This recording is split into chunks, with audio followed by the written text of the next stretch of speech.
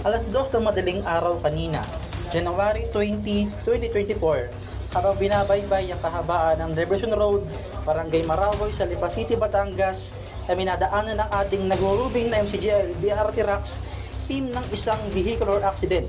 Bumangga kasi ang isang motorsiklo sa likod ng isang sasakyan, pero sobrang bilis ng takbo nito ay tumilapon ito pati na ang kanyang angkas na pawang mga residente ng Lipa City sa Batangas.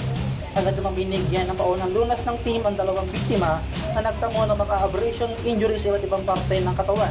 At pati ang kanilang dinadaig na pananakit ng katawan ay agad ding binigyan ng paunang lunas. Maswerte na lamang ang mga ito at nakasuot sila ng helmet at hindi napuruhan ang kanilang ulo.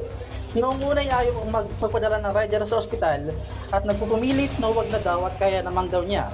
Pero kalaunan ay pumayag din ito nang may paliwanag ng mabuti ng ating team ang senaryo at kalagayan niya. Agad naman dinala ang mga ito sa pinakamalapit na ospital at doon nasikaso at pinapatan ng mga pinas ng mga doktor. Vehicular accident. So, dalawa po yung patient.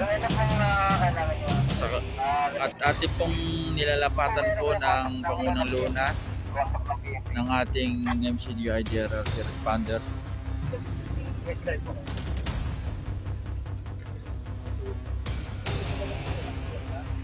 Mula dito sa Barangay Marawoy, Lipa City, Batangas, MCGI DRT Edmond Motus nag-uulat, salamat po sa Diyos.